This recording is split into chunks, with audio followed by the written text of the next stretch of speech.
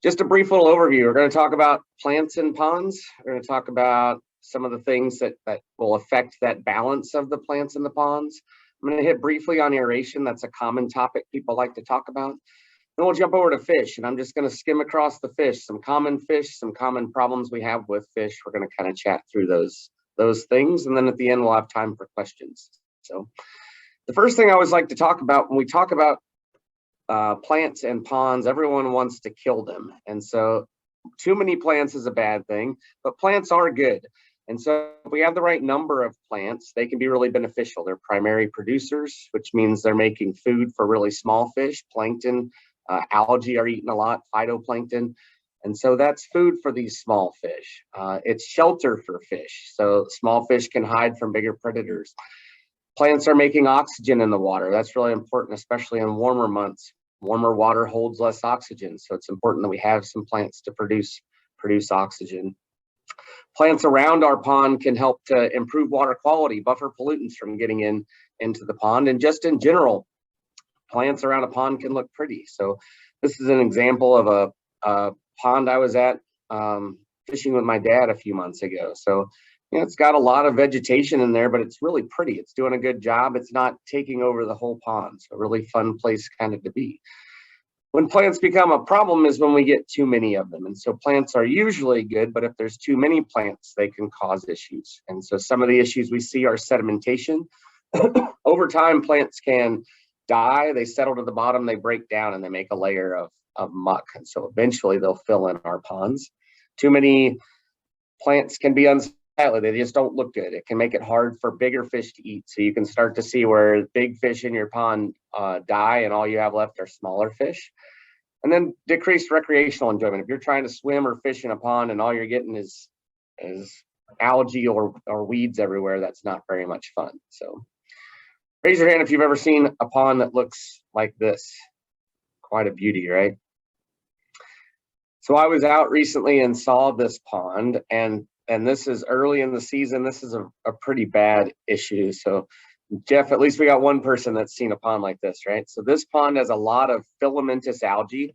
A lot of people call it pond moss, and it's actually an algae that's growing. So it's growing on the bottom of the pond and it floats up to the top. And so in this example, there were too many nutrients. So we had nearby agriculture that was allowing fertilizer to run into the pond. Livestock were nearby, that's adding nutrients to the pond. The pond was really shallow. Its deepest portion was at about 5 feet. So that's allowing a lot of sunlight into the pond. We're going to talk a little bit more about why that's important. Stagnant water, so the pond's not moving around. They do have an aeration system you can see at the top, but that's taking water from the top and throwing it up. And so it's not doing a good job of mixing the water. We're going to talk about the types of aeration later, but lots of problems in the pond. So what we're seeing here, primary cause is eutrophication, and that's a big word you see a lot in pond management. Really all that means is we have too many nutrients in a pond, and that's causing too much plants to grow, okay? And so this is a study they did in the 70s and 80s in Canada. And so on the top left, that darker pond is what they look like naturally. The bottom left, or on the right side, the bottom right, that kind of pea soup looking stuff, that's just all algae growing. And so only difference they have here is that they added a bunch of nutrients to the pea soup looking areas. And we found out that if we add nutrients, plants like to grow. So if we're adding a bunch of nutrients to our garden, we get bigger tomatoes. If we add a bunch of extra nutrients to our pond, we get a bunch of extra algae, which most of the time we don't want.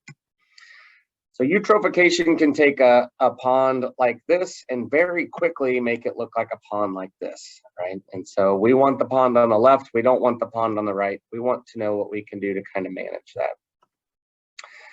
So in this example, too many nutrients, eutrophication, we have too much nitrogen and too much phosphorus. This was at a golf course, so they were over fertilizing, it was entering the pond and causing problems. The other thing we can see is too much sunlight. And so sunlight reaches the bottom, plants need sunlight to grow. So anywhere sunlight reaches the bottom can be a potential area for plants to grow. So when we're talking about a lake, there's two main zones we need to know. The littoral zone is where sunlight light reaches the bottom. Remember, even all that filamentous algae that's covering the top is growing on the bottom of a pond. It's going to catch air and grow to the top. So littoral zone, sunlight's reaching the bottom. We don't have any sunlight reaching the bottom. We can't have that algae. We can't have any plant growth. And so the area where no sunlight reaches the bottom is called the limnetic zone. The limnetic zone is generally deeper. Oftentimes, there will be lower oxygen down there. The pond will stratify if it's deep enough. So you'll have colder water with no oxygen in the deeper area. So littoral zone, sunlight's hitting the bottom. Limnetic zone, no sunlight hits the bottom. And so one of the issues we see is that over time, ponds tend to fill in. And so when we see that sedimentation, we get shallower margins. Our littoral zone expands in our pond, which means there's more area for plants to grow. And so what we want to see ideally when we're making a pond is a 3-to-1 or 4-to-1 slope. So for every 3 feet you go out in the water, you get 1 foot deeper. And over time, even in a well-constructed pond, those numbers, instead of having a really steep slope, tend to level out. So we might go 5 or 6 feet out for every 1 foot of drop.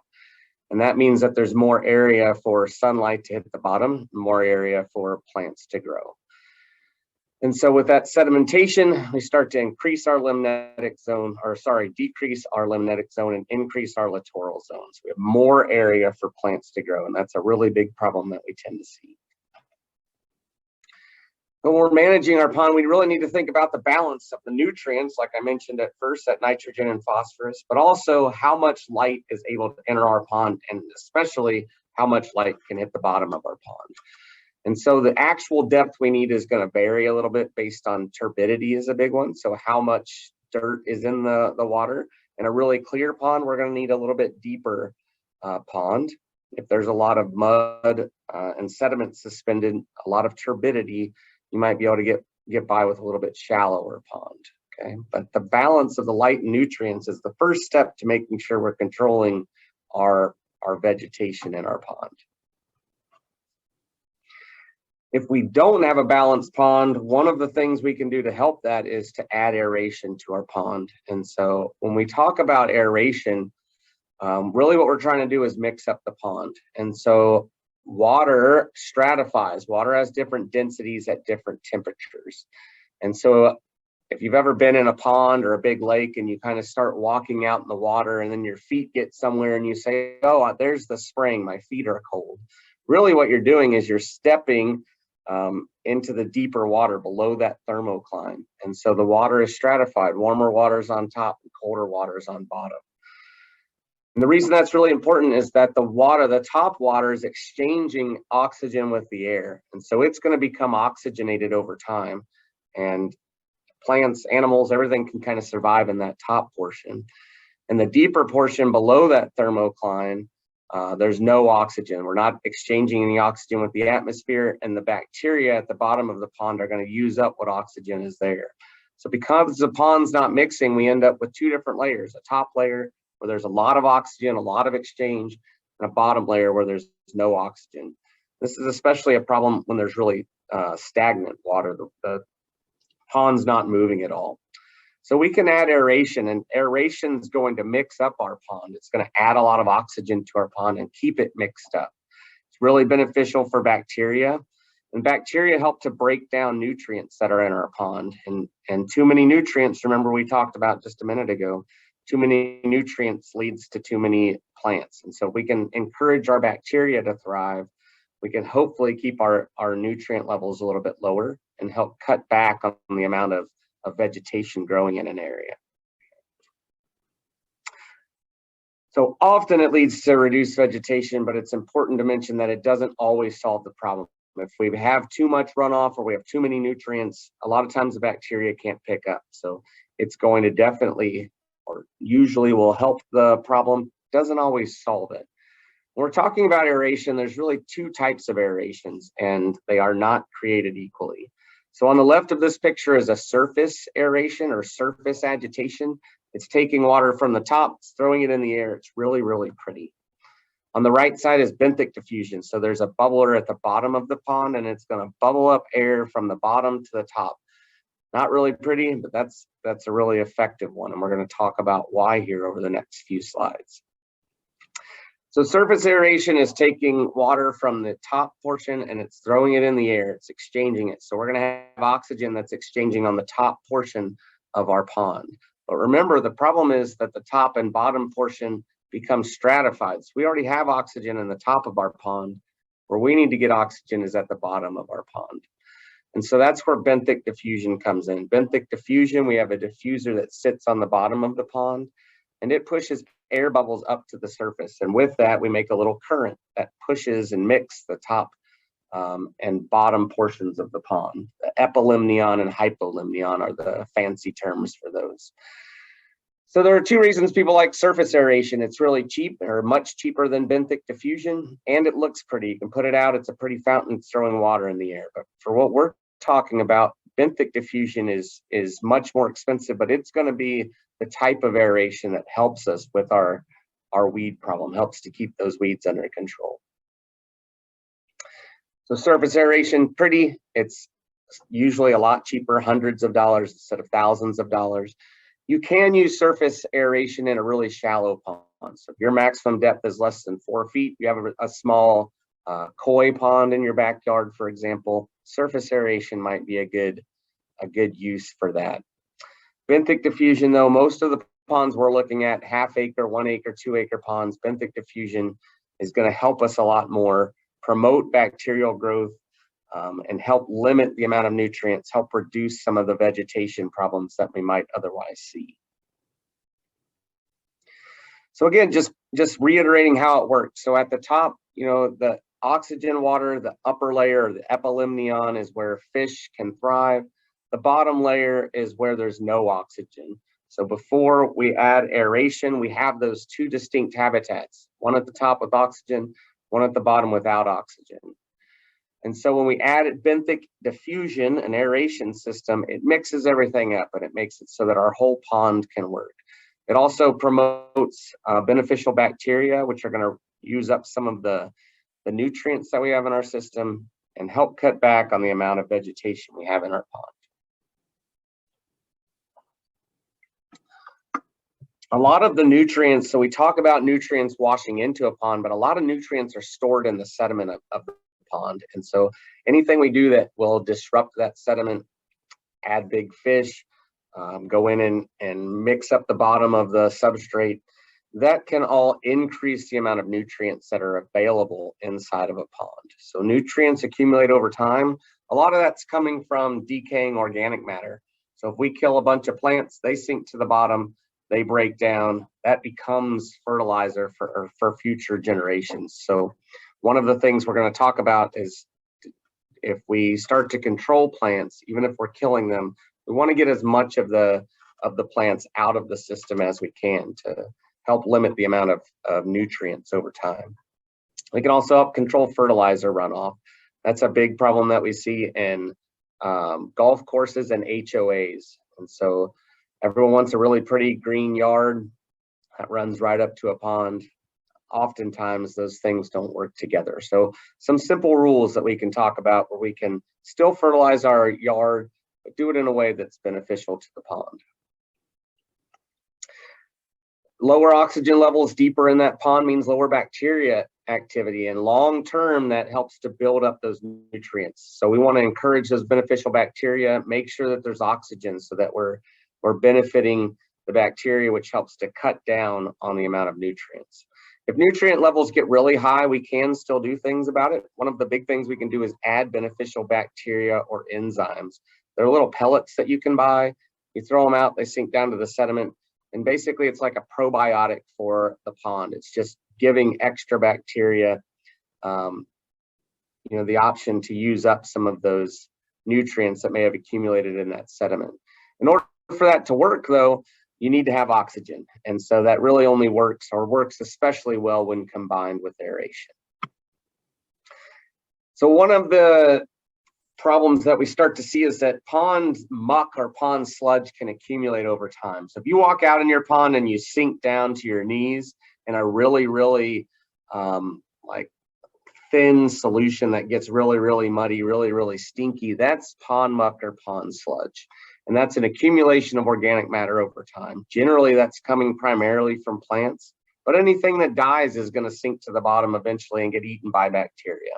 So decaying fish, fish waste, fertilizers and herbicides have all accumulated at the bottom, and bacteria are thriving down there, but eventually it becomes too many nutrients for the pond to support. And so we need to figure out how to get that out.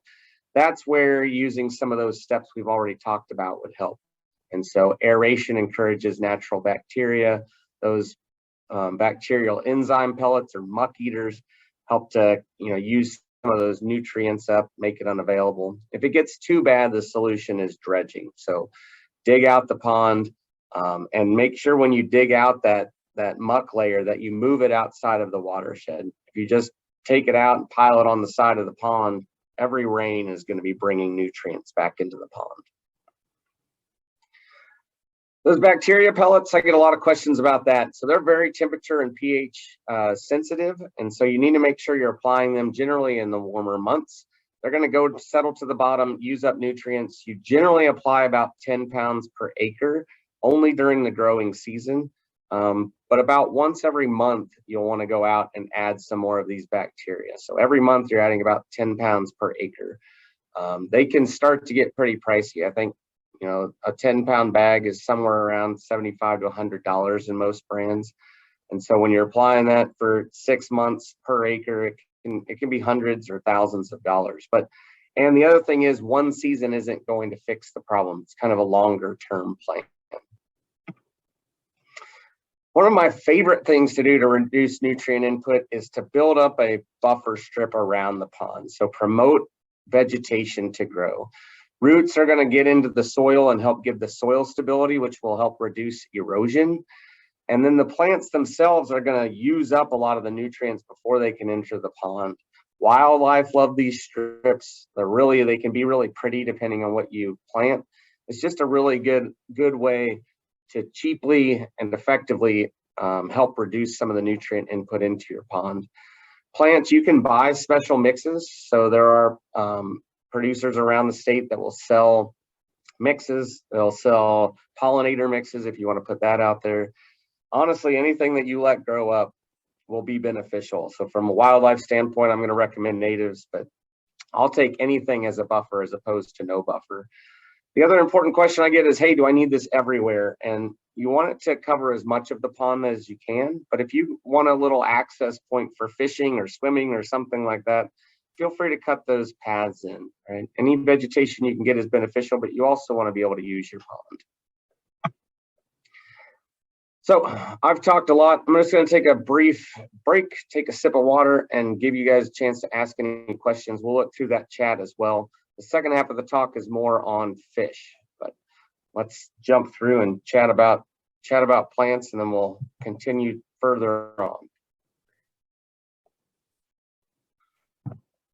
Okay, and I'm going to leave some of these because I think you might address them later. But there was a question, and it was, my pond is completely covered with green filamentous algae, much too big to rake out. And I think the question is, there's all these things to help mitigate that, but what does he do right now at this point with this pond covered in this algae? So if it's that bad, there's probably a couple of those things we just talked about, right? So there's probably too many nutrients coming into that pond. If I come out and do a site visit, I could measure the nutrient levels in your pond. We'd have a real answer to that. And then the depth of the pond, we might want to look for shallow areas. It might mean dredging out some areas and making it deeper. So unfortunately, those aren't quick fixes. Right now, something immediately you can do is use chemicals, and everyone wants to use chemicals. If you get to that point, getting rid of what is there is important. The common herbicide that you use for filamentous algae, most people use copper sulfate, which are blue crystals. They're really, really cheap, and everyone's going to recommend those to you, except for me. They settle to the bottom of your pond, and over time, they can really quickly reach toxic levels for fish because they're copper-based. The other thing is they just don't work very well. Most of that chemical just sinks to the bottom and gets stuck in that muck, that pond muck or pond sludge we were talking about. It doesn't really work effectively. So what I recommend is a chelated, CHELATED, I can type that into the chat, chelated copper algicide. And so that chelated is a surfactant. It's a way that the chemical sticks to a plant, and it is much more expensive. It's about 10 times more expensive as copper sulfate, but it works 80 to 100 times better than copper sulfate. So much more efficient. You need less of it in your pond. And so I would start spraying what you have with that. But you know, the herbicides are kind of like a Band-Aid on a bullet hole, right? They're going to help fix the immediate issue, but they're not really fixing the problem. And so kind of addressing some of those bigger issues might be something we want to consider. Okay, and there was one on how do you size an aerator? So that's going to be based on the acre feet of your pond. So surface acres, some of them are surface acres. Most of them take surface acres. To get acre feet, you take surface acres and multiply it by the average depth of your pond. So the size of your pond, that would be an easy question. You know, email me or call me and I can look at your pond on Google Earth and give you a recommendation of a size. So they sell aerators, or benthic diffusion systems is the fancier term, based on the size of your pond. And they sell them by horsepower and then number of diffusers. And so if you have a bigger pond, you'll need more horsepower, you'll need more diffusers. But you need to know the size of your pond. Like I said, easily reach out to me or your local extension agent, and we can help answer that question. Okay, here's another one. We have aeration, but not at bottom, so we can change that. We have dredged and have planted the banks. Pond is 12 foot deep in center, at least. Where do I buy the Enzyme pellets? Near Wichita. Sure. So you're taking a lot of the right steps. Whoever said that, good job to get started, right? That's the first step. So I applaud you on that. The Enzyme pellets, the brands don't really matter. They're all selling you the same thing. It's kind of like probiotics. They're all just the same for the most part. They're just bacteria, right? So a lot of local farm stores, some pond stores have them. If you go to your co-op, they might have them. If you want to shop online, I mean, you can buy them from Amazon or the pond guys online. Just do a quick Google search. So brand, I wouldn't really worry about brand. I would just make sure we get some. If you have all of those things that you just mentioned in play and you're still having issues, definitely reach out to your local agent or me. There might be something else going on that we can look at your pond and get that handled pretty quickly. And she did have an earlier comment. And one of their big problems, and I can just read the whole thing so you have their whole story. Dealing with fertilizer from neighbors upstream. We have a 2-acre dammed creek pond that we have stocked. It stays open all winter because of our geothermal pump and dump, so algae, etc., grows excessively. Fish, frog, turtle, duck population is stable. We have planted on the bank to filter, but runoff after storms is bad. So it sounds like they have a bad problem with runoff coming from neighbors. Sure. So in that area, you'd probably need to figure out something in the watershed that you can do, right? If possible. Sometimes that's possible. Sometimes, you know, it just depends on the layout of what you own on the land. So that might be something, you know, there might not be a simple solution to get it under control. If you're trying to control it in your pond and runoff is still coming in, you know, we're kind of limited in what we can do. So if you have aeration, you have those nutrients, other than eliminating what's coming in, that's probably the best we can do. On that, since they have a creek coming in, yeah, it's really difficult to control the watershed. But if there's like a big runoff event and they can let water out while that's coming in, would that help it not to settle at the bottom possibly? Yeah, so if you can flush your pond, you know, that's essentially what you're describing. So that there is a dredging technique actually where people come in, they have pumps that spray a bunch of water on the bottom of the pond and mix everything up, and then they flush out the pond. So if you can do that, that's good. If the problem is if there's just constant nutrients, so I don't know what's upstream, right? It could be agriculture, it could be, you know, a big parking lot. So there's lots of ways that nutrients can come in from the watershed, depending on what the watershed looks like. You know, it might be you flush it out and then we're back right where we started 6 months later. So that's a good question, Jeff. Good point. Okay, and then here's another one. Do you have a list of companies that does dredging of ponds? So that's kind of a tricky area for me. So as an extension agent, I can't support anybody or make specific recommendations. And so putting together a list has been hard. But one thing I can tell you is that there are, depending on what you need, in the wintertime, a lot of local contractors will come help dig out ponds. And if you're just needing it dug deeper, they do a very good job. And that's generally a lot cheaper than a company that comes in and specifically builds or dredges ponds. So I don't have a list that is statewide, but there's certainly, doing a Google search, reaching out to local contractors, most of them would be happy to help you. And I've done Google searches, just excavation company and ponds, Wichita, Kansas, and I've ran into a few. Yep. And a lot of them too don't advertise it. It's not a big part of their company.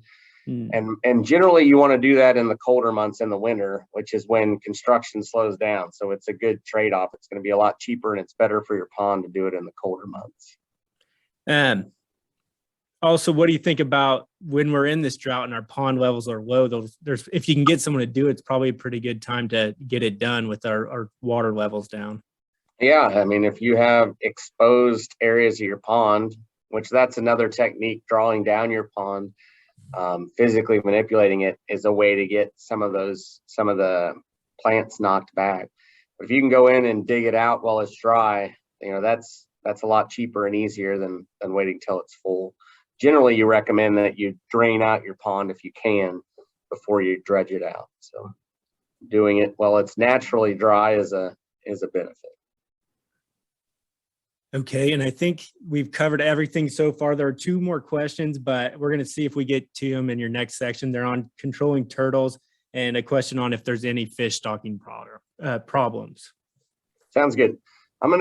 So the next part of the discussion here is going to focus more on the animal side of things. So, and again, both of these presentations, I give hour or 2 hour presentations on aeration, on nutrients. And so I'm trying to throw a lot of information at you, but feel free to definitely reach out. Let's discuss it more if you have more in-depth questions. That was good to chat about that. So far we've talked about what is a healthy pond. And so we've talked about water quality. We've talked about oxygen balance, proper vegetation.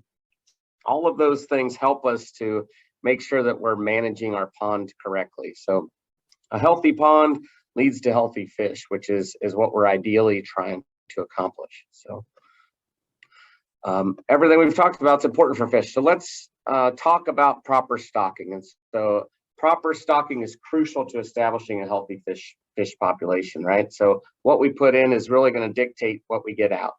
And in order to know what to put in, we really need to know our pond goals. And so what do we want to do? Do we want a pond where our grandkids can go out and every single time they cast out their fishing line, they catch something? Or do we want to go out and drink a cold beer and watch, throw out a line, watch the sunset, maybe catch a catfish? Do you want to go try to catch the biggest bass you can ever catch? So knowing what we want to do is important before we just throw fish into our pond. Looking at our pond design and our pond size. If you try to go make a trophy largemouth bass fishery in a 1/4 acre pond, it's probably not going to work very well. So figure out what our goals are and then match our goals to our stocking program.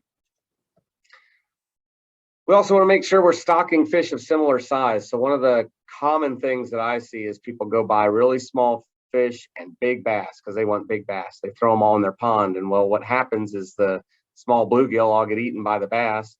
Then there's nothing for the bass to eat. So the bass die off and you end up spending $1,000 on fish that just go away. So making sure you're buying the right sized fish and that you're stocking them at the recommended rates. So if we recommend bluegill, for example, we recommend 500 fish per acre generally. So 1,000 fish per acre isn't necessarily better. You're probably going to be limited on food and can run into issues that way. So making sure we're stocking the right fish, the right size of fish, and at the recommended rates is really important. So let's throw into the chat, what are some common fish that we know about in Kansas ponds? I'm just going to take a second and let you add some in there. Don't cheat.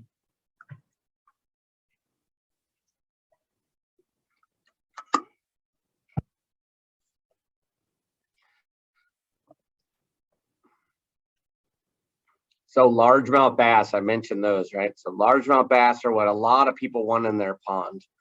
Crappie, good. So crappie is a good example. We're going to talk about the good and the bad of crappie in a second, okay? So largemouth bass is what most people want to manage for in Kansas. Not everyone, but a lot of people do. The most commonly stocked fish in Kansas are largemouth bass, bluegill, red ear sunfish, and channel catfish. And we're going to talk about each of these. Good job, Cindy. You got them all. So we're going to talk about all these individually, but most of the time we want to manage for largemouth bass, and some of these other fish are there to kind of help us with that. So the bluegill are food for the largemouth bass. Red ear sunfish, we're going to talk about, help us control some parasites. Channel catfish are just kind of a bonus fish. We like to see those, so they might be there, right? Other commonly stocked fish, white amur or grass carp are really common. Some people love grass carp. They think they're going to solve all their issues. And carp have a place. They are a tool. But we don't just want to go think that they're going to solve everything and we add them to every system. So they're a tool. There's some regulations on them in Kansas. They can help, but they're not always a fail-safe. A lot of times fish producers will try to add them to the fish you're buying just as a way to make a few extra bucks, and they are beneficial. But let's make sure that that management plan we talked about really requires them before we throw them in. Hybrid sunfish. So in Kansas, we generally cross green sunfish and bluegill. That makes a fish that has a really big mouth, really likes to eat, and is fun to fight. So if you had a pond for grandkids, for example, that might be a fun fish to put in there. The downside of hybrid sunfish is they eat a lot, and so they'll compete with your bass. That kind of becomes a problem. Fatted minnows, we're going to talk about them a little bit more in a second. They're bait fish. They kind of help jumpstart our population. I want to run through these most commonly fished individually, so we have kind of an understanding of what each of them is doing. So the first fish we generally stock are bluegill, and bluegill are going to be the first ones we put in. They're going to grow up, and they can reproduce 2, 3, sometimes 4 times per year. So they're going to reproduce multiple times. That makes lots of babies, and baby bluegill are really good fish for bass. So they are providing that food for bass. Frequent spawner, like I said, multiple times in the warmer months. It takes about 3 years to get them to harvestable size. And bluegill, I don't know why they have such a bad rap. They're one of the best fish, in my opinion, to eat. I think I'd choose a walleye over them, but I'm not sure I'd choose much more than a good bluegill. So the bluegill are getting added. They are the fish for, they're the food for the largemouth bass. Now, sometimes when we're recommending stocking rates, so earlier I said 500 bluegill per acre. That's kind of a good starting point. Sometimes I recommend a quarter of those. Instead of bluegill, we add red ear sunfish, and they can be stocked side by side. Red ear are a lot harder to catch. They have smaller mouths. They prefer smaller food, and they live deeper, so they're generally harder to catch. They still reproduce. They'll still make food for those largemouth bass. They don't reproduce as often, so only 1 time per year as opposed to 2 or 3 for the bluegill. But what they can do really, really well is they can help control parasites. And so they're called shell crackers, is a colloquial name for them, a local name. And they love to eat snails. And so a lot of the parasites we see in bigger fish actually have an intermediate stage where they have to grow up in a snail or a mollusk. And then when the fish comes up, they are released onto that fish and they grow on the fish. So one really common parasite that we see in Kansas are nematodes, or white little spots that will be on the fins or in the mouth of a fish. And red ear sunfish would help to cut back on the number of parasites growing in our pond. So they're kind of in addition to bluegill. Now, most of us want to go catch largemouth bass. And so largemouth bass are mainly piscivores, which means they're going to eat fish. They can reach harvestable size in 2 to 3 years. They spawn once a year. They're our top predator in our ponds. So they're going to be kind of controlling the rest of the population. So because they're a top predator, if we add too many of them, they're going to eat everything, right? Flip side of that is if we're not taking out any of them and they're reproducing, eventually we're going to have too many and they're going to try eating everything. So largemouth bass are kind of what our end goal is. 100 of those per acre is generally what we recommend. And we stock those, a couple months after we stock the bluegill. So the bluegill have had a chance to reproduce. There's lots of babies. When we throw the bass in there, they get channel catfish. I like to talk about channel catfish are kind of just a bonus fish, and so they don't really interact with the rest of our population too much. They're just kind of, they're there. So if you like to have channel catfish, throw them in your pond. If you don't like them, don't put them in. So they're not really going to affect much at all. Channel catfish, or catfish in general, like to spawn in crevices, big crevices. We generally don't have those types of habitat in our ponds. If we do, and the catfish do spawn, which is very rare, the babies are really, really dumb from a fish perspective. So they get in really big groups and they'll just go swim in front of a big bass, and the bass will just eat them all up. So they all get eaten up. So generally we don't see reproduction of catfish in our ponds. Okay, so one of the recommendations we make is if you're going to harvest catfish and eat them, you need to keep track of that. And for every one that you take out, you need to add 2 or 3 the following year. You need to kind of make sure we're putting them back in, because they're not going to be reproducing in our ponds. Fathead minnows. So a lot of people ask, like, hey, I need some bait fish for my pond. They call me up, they say they just want to throw in some bait fish. And so fathead minnows are a forage fish in new ponds. So if you're newly stocking, a lot of times we'll say, hey, add these fathead minnows. And that's because they'll help jumpstart the fish. So they'll allow small fish to get bigger faster. So instead of waiting 3 years to fish in your pond and be able to harvest some fish, it might speed it up to where we only have to wait like 2 years. So they'll help to jumpstart our pond. In a healthy pond, remember we talked about bluegill. So bluegill are reproducing, they're feeding those bass. Bluegill are eating mostly bugs. And so a pond becomes kind of self-sufficient from a food standpoint. So if we add fathead minnows in later to an established pond, they're just going to get eaten up. And for every 10 pounds that we add in, we're going to get 1 pound of weight and predators. Okay, a pound of fathead minnows is about $5 right now, last time I checked. So if we're adding 10 pounds in, that's 50 pounds of minnows to make 1 pound of bass.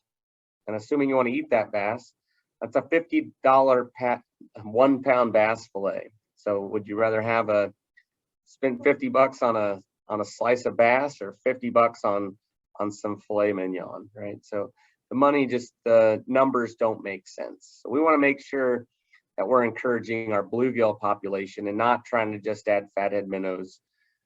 Unless money isn't an object to you, then you might, I guess, consider adding them in there. You're having fun with it. So some of the fish to avoid, white crappie. So someone mentioned crappie earlier as fish that are in your pond. If you're going to add crappie, make sure they're black crappie. White crappie are really prolific spawners. They will quickly outcompete other fish. So if you really like crappie fishing, like I said, the management goal of your pond is important. If you really enjoy white crappie fishing, feel free to put them in there, but you're going to have to harvest a lot of them to keep them under control. Bullhead catfish, similarly, they become overabundant really quickly. They don't get very large, so generally we don't, they're not as fun to catch as channel catfish or flatheads. They also live at the bottom and they just stir up the sediment. So we talked about the nutrient aspect earlier. They can mix up those nutrients, which can become a problem. They can also just make the water really muddy. Once you get bullhead catfish in your pond, it's very hard to get them out. So you generally don't want to add them. A lot of people ask me about shad. They can catch a bunch of shad somewhere, put them in a bucket and drop them in their pond. And they think that that's going to be food for the fish in their pond. And that might be beneficial, but they quickly become overabundant and can compete with small sport fish that are trying to eat the same diet. So keeping shad out of your pond is generally important. So once you have fish established, the fish need habitat to thrive as well. And so I just like to quickly mention this. If you just have a pond that is just mud, fish aren't going to do very well. And so habitat can come in all kinds of shapes and sizes. And so brush piles are really common. If we chop up a bunch of limbs, put them out on our lake, that can become a good area for the brush piles for the animals to survive. Rock piles. So some fish really like rocky habitats, or they like a gravelly substrate to reproduce. So that can be really, really beneficial. Christmas trees, cedar trees especially, but any evergreen you can put out on a pond and if you do this when it's frozen, it's really easy to see where you're putting it. You can put it out on your pond, it'll settle down. A Christmas tree in Kansas lasts somewhere between 4 and 6 years before it's fully decomposed or mostly decomposed, where it's not beneficial in a year. So we need to make sure we're consistently adding habitat. You can also buy artificial structures. So they make special structures, fish attractors, fish habitat that you can put in your pond. Again, I don't necessarily advocate for anything. You just need to make sure that you have some habitat in your pond itself. I always love to ask this question. Should you keep fish from your pond or let them go back, right? And so when I generally ask this question, I get a mixed bag. Some people are really passionate that you let every fish go, and some people are like, no, you got to take some and eat them, right? And the real answer is it depends on what your management goal is, but in general, you should be harvesting fish. So if fish are reproducing, if we just let them reproduce without taking any out, eventually we're going to have too many mouths to feed in most of our ponds, okay? So fishing and keeping fish is generally necessary to maintain a balanced fishing population. So some people, I don't know if anyone has this problem here, but I get called out fairly often to, hey, all that I have in my pond are baby bass. And so this is an example. Every cast, I could catch a 10-inch bass in this pond. I think I sat there for about half an hour and I caught somewhere around 40 bass that were all in that 10-inch range. So what's happened is there's just too many mouths to feed. So there's too many bass in the pond. They're all competing for food, and none of the bass can get enough food to keep growing. So they're all stunted. They've all slowed their growth down. Eventually what you see is that we have too many numbers, and this population is going to get so dense that it's going to crash. There's not going to be enough food to even keep the fish alive, okay? And so that's where fish harvest becomes important. Taking some of these fish out of the pond, some of the smaller fish out of our pond, is going to allow bigger bass to become established. It's kind of counterintuitive, but you need to take small fish out and let bigger fish go to keep getting bigger and bigger fish. Okay, so having a management plan with harvest goals and understanding what those goals are is important. A few other concerns, and I want to leave a few minutes at the end here for questions, but fish kills are really common, and this becomes more common in the summer, where we talk about the top layer has oxygen and the bottom layer doesn't have oxygen. And over time, that hypolimnia on that bottom layer with no oxygen can get bigger and bigger and bigger. And then you can have something like a heavy rain come through, and that heavy rain causes a mixing of the pond. All of that unoxygenated water gets mixed with the oxygenated water, and suddenly there's not enough water anywhere for the fish. And so all of the fish, literally all of the fish in your pond, can die overnight. And so I've gone out to ponds and seen thousands of fish sitting on top dying, right? And then that's a whole problem, because if you let them die, they're going to settle to the bottom and become nutrients for bacteria or other plants. So we need to figure out how to get those fish out. There's also other reasons summer fish kills happen. You can have an algal bloom where the algae grow really fast, they die off, settle to the bottom, and then bacteria get really active, so that decay can get really high. That can drop oxygen levels. If we go out and we spray all of our algae with a bunch of herbicide and kill it all, that can cause that same issue.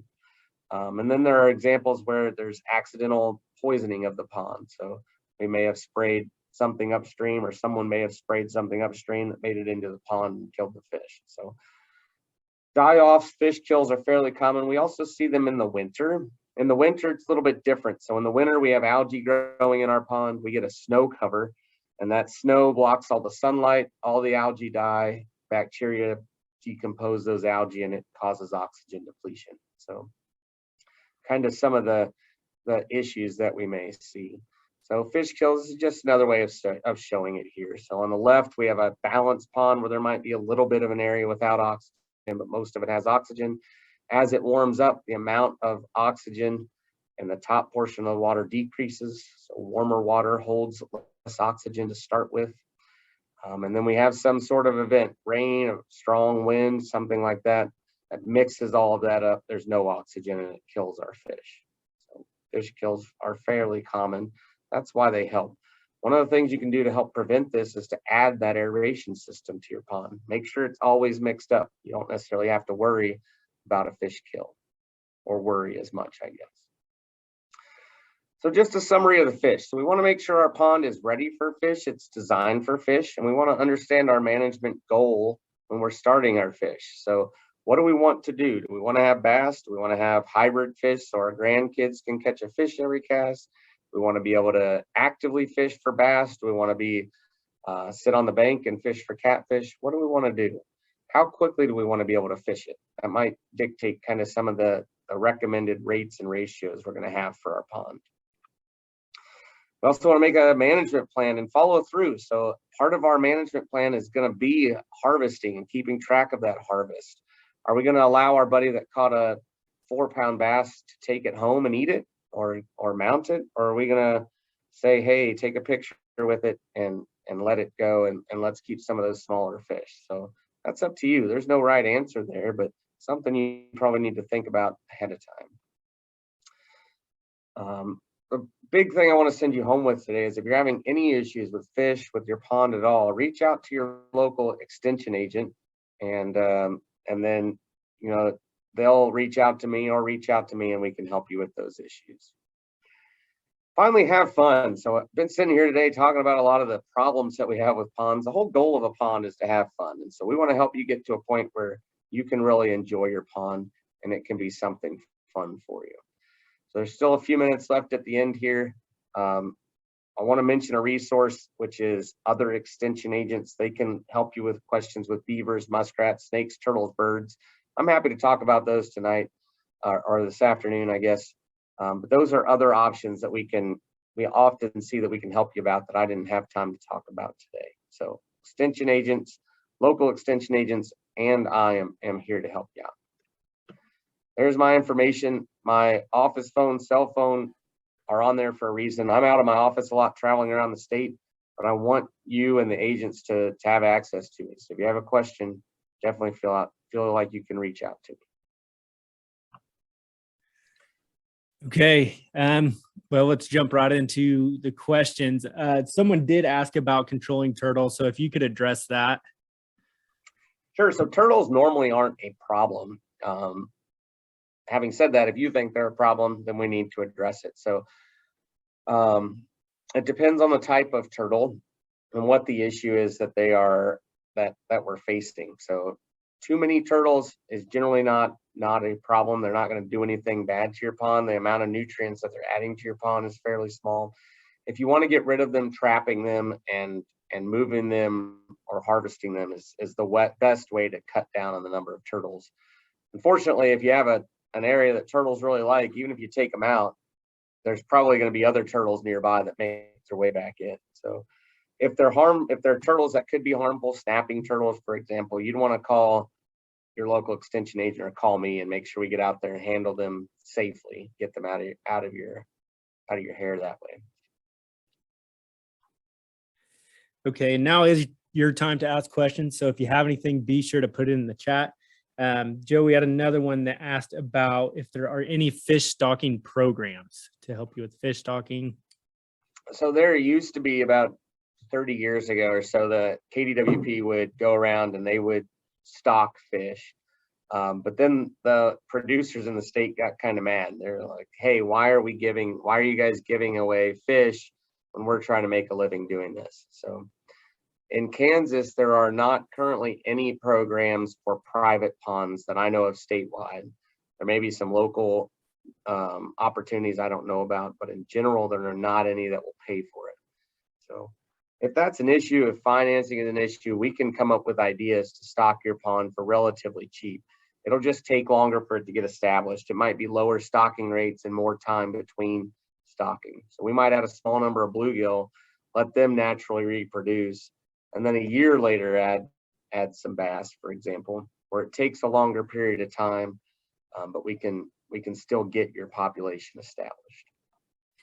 And correct me if I'm wrong, Joe, but there is a program with wildlife and parks that they're open to helping you stock, but in that case, you'd have to open it up for public to come and fish your pond. That's true. So there are walk-in fishing areas, and so they will help you stock your pond in exchange for allowing the public to fish. So that's a good point, Jeff. There is that opportunity for people to come in and help with that.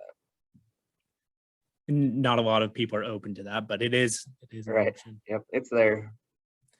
There's a question on bamboo, pseudocarus, iris, and cattails. Leave them or dredge out? So that comes down to how many there are and what your personal preference is. So if vegetation starts to take over more than 20 to 30% of your pond, you need to do something about it. That's in total. So those species you just described can quickly start to take in the margins of the pond or around the edge.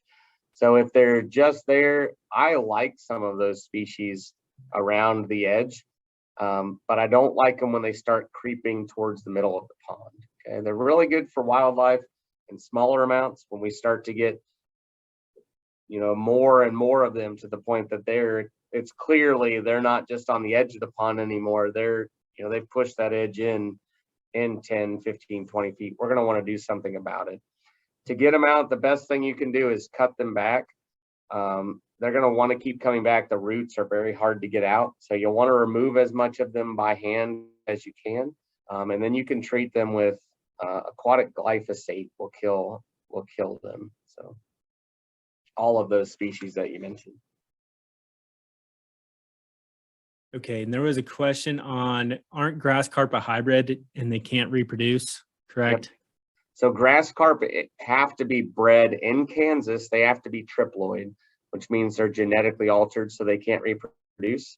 But that is a very high success rate. But still, there's 1 in 100,000 fish or so that don't get sterilized, which sounds like a crazy number. But with the stocking rates, there's enough of a chance that fish can reproduce. And one fish can make millions of offspring, right? It doesn't take that many for it to become a nuisance. So in order to buy them in Kansas, they have to be triploid, which means they're genetically altered. Buy them from a certified fish producer, and they'll make sure that they're triploid in Kansas. Yep, and there's a lot of folks that are looking to grass carp to control filamentous algae, but what I tell them is they won't do that. Yeah, so grass carp are really picky eaters. They're not going to eat filamentous algae. They'll eat submerged vegetation. The other thing to remember is that it takes a grass carp 1 to 2 years before it's eating enough that you'll really notice it. And then after about 6 or 7 years, they get really big and lazy. So they don't eat as much. And then when they do eat, they tend to be more aggressive and they tear up roots. And that means that there's lots of little roots to then go get dispersed. And so after about 6 or 7 years, they actually become more of a nuisance than they are helping you with your problem. So keeping track, you want to add grass carp every 2 or 3 years if you're going to add them. Like I said earlier, they're a tool. I recommend them sometimes, but not every time. So they're not always just a silver bullet to fix the problem. Okay, here's another question for you. My pond is 1/3 of an acre and only 4 to 5 feet at the deepest. Should I be concerned? Well, I mean, that's a tricky question, but it depends on what your goal is. I don't think you should be concerned, but you should know that's a happy area for plants to grow. So in Kansas, we ideally want our ponds to be 8 to 12 feet deep at the deepest. If it's 1/3 of a pond, it's the smaller size of pond, right? But making sure that it still has a fairly steep slope would be beneficial as opposed to really shallow. Adding in that'd be a good pond that probably is a good candidate for surface aeration. It'd be cheaper and getting it mixed up if that's possible. Just depends on the location. The other thing to keep in mind is, what is the goal of the pond? Do we want it for fishing? Do we want it for swimming? Do we want it for livestock? So I don't know that I'd be concerned, but there are just some things we need to keep in mind given the shallowness and the size of the pond. Okay, and got another small pond question about 1/3 of an acre, a different one. This pond's covered in algae. Should he pump it out the pond and restart? Well, I'd need to look at it and do some nutrient testing to give you a great answer there. But it probably has to do with the depth of the pond and where the water that's coming into the pond is coming from, right? Those are the two biggest things that I would look at. Pumping it out, you know, if you want to draw it down, that will help with that. So that's one of the things we didn't necessarily talk about. Physically drawing down the pond, you generally do that in the winter. There's higher oxygen levels and the fish are slower. You leave a small area that the pond can survive in, you leave it dry for about a month. And that's going to help kill a lot of the seed bank, a lot of the roots that are established in the pond. And so that might be something, if it's easy to draw down, that might be a recommendation that I would do if it's constantly covered in filamentous algae. And the pond's about 4 or 5 feet deep at most, already had it dredged out. That was just a continuation of that same question. So that shallow, you know, the shallowness of it, the limnetic zone where that plants, the sunlight's reaching the bottom is just, it's larger because it's so shallow. So if it's already been dredged, I mean, it could be something with the design or where it's at in the watershed. There's all kinds of potential issues. That'd be a very good question for us to follow up on if that person's interested, do a little more digging and figure out what's going on with that issue. Okay, and I had a question for whenever we get a call or someone has a fish kill, everyone always wants to test the water. And what should they be testing the water for? And I've been told normally it's dissolved oxygen levels are too low, but if we're going to go ahead and test that, what kind of things and how do you know how big of a sample and where do we send this? So kind of the process of what to do after we get a fish kill, and do we need to keep any of the dead fish for anything? So Probably it's the only time I would recommend keeping the fish is if it's a concern that there's going to be a lawsuit. So if, you know, there's a chemical spill and we think we might need someone else to pay for that, we might want to go that route. And that's something, you know, as an extension agent, our jobs are to educate. So we could go say, hey, here's what potentially happened. If they want to say definitively that, you know, Jeff is the guy that dumped chemicals and killed all my fish, they'd need to hire an environmental consultant. But for a fish kill, the biggest thing I can recommend is call me as quickly as possible. So the oxygen levels can change really quickly. Everything can change quickly. And I can get out to that pond. I can measure the dissolved oxygen at the site. Dissolved oxygen is one of those things, if I put water in a jar and shake it up, right, I can potentially be adding oxygen to that system. Alternatively, if I take a jar full of algae, water and algae, and I put that in a dark box and leave it there for a couple of days, bacteria can eat those dead algae and that can use up oxygen. So a lot of the stuff needs to be measured on site as quickly as possible. Okay, so the dissolved oxygen, I'd need to get out there. Other things you're looking for would just be like toxics, chemicals. So, you know, you could do a test and that would be, we'd need to collect the water and send it somewhere for them to analyze it if that's a potential concern. Almost I think I've seen one fish kill that was not caused by dissolved oxygen levels in the 8 or 10 years I've been dealing with ponds. So it's extremely rare that it's something other than dissolved oxygen.